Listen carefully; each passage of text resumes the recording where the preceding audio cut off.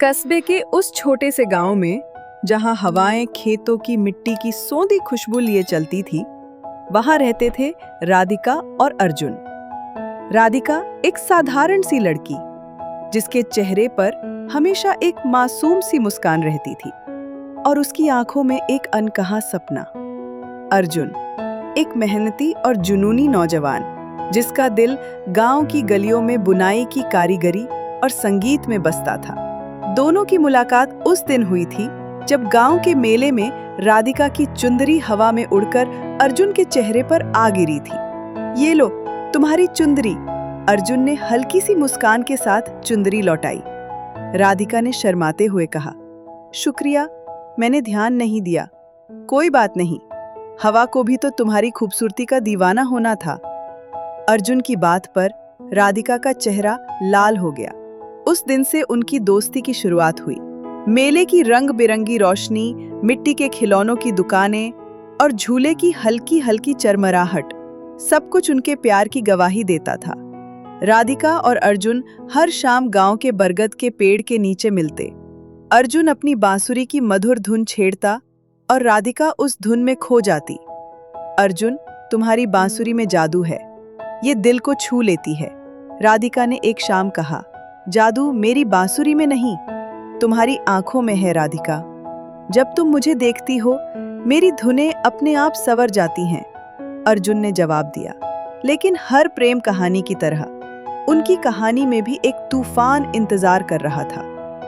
राधिका के पिता गांव के मुखिया एक कट्टर विचारों वाले इंसान थे। उनके लिए इज्जत और समाज की परंपराएं सबसे ऊपर थी। जब उन्हें राधिका और अर्जुन की नजदीकियों का पता चला, आग बबूला हो गए। राधिका, ये सब क्या है? वो अर्जुन, एक मामूली कारीगर का बेटा, तुम्हारे लायक नहीं, पिता ने गुस्से में कहा। पिताजी, अर्जुन का दिल सोने का है, वो मेहनती है और मेरे लिए दुनिया है, राधिका ने आंखों में आंसू लिए जवाब दिया।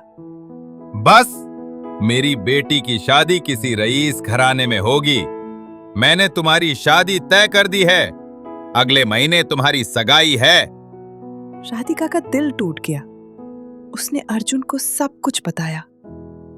उस रात बरगद के पेड़ के नीचे दोनों एक दूसरे के सामने खड़े थे, लेकिन बीच में एक अनदेखी दीवार थी। अर्जुन, मैं पिताजी की बात नहीं टाल सकती, लेकिन मेरा दिल सिर्फ तुम्हारा है, राधिका ने रोते हुए कहा।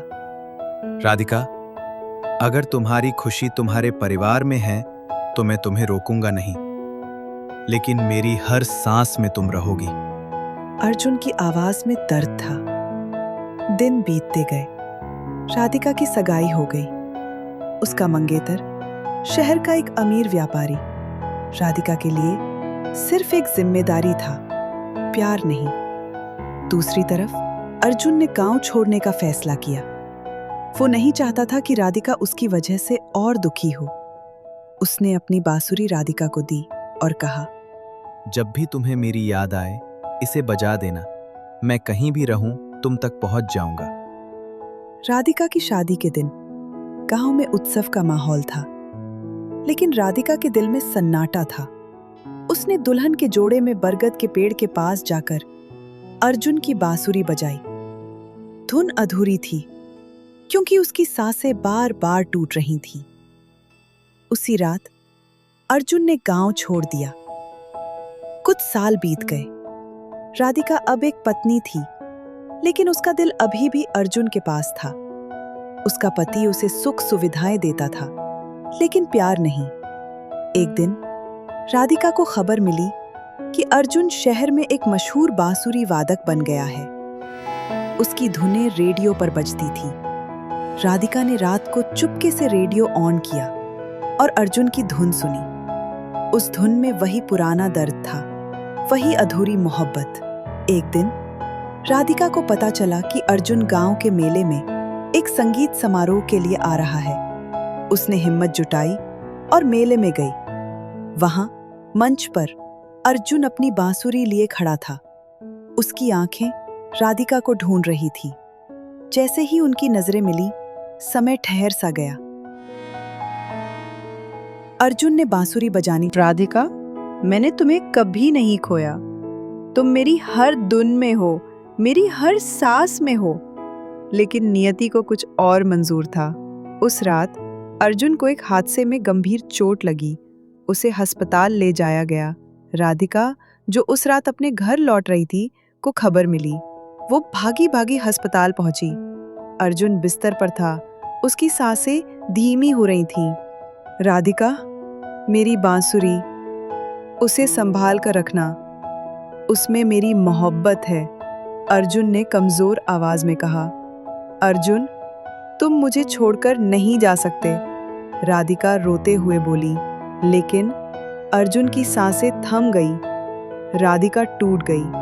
उसने अर्जुन की बांसुरी को सीने से लगाया और फूट फूट कर रोने लगी। उस रात गांव में बारिश हुई, जैसे आसमान भी उनकी अधूरी मोहब्बत पर रो रहा हो। आज भी राधिका उस बरगद के पेड़ के नीचे जाती है। वो अर्जुन की बांसुरी बजाती है और उसकी धुन में अर्जुन की यादें जीवित हो उठती हैं। उनकी मोहब्बत अधूरी रह गई, लेकिन उसकी गूंज हमेशा गांव की हवाओं में बसी रहेगी। तो दोस्तों, ये थी कहानी अर्जुन और राधिका की, जिन्हें उनका प्यार तो ना मिल पाया, लेकिन फिर भी शायद दोनों एक दूसरे को कभी भूल नहीं पाएंगे। हम ऐसी ही प्यार भरी कहानियाँ लेकर आते रहते हैं। अगर आप भी कहानियों के शौकीन हैं तो द कहानी कॉर्नर को सब्सक्राइब ज़रूर करें।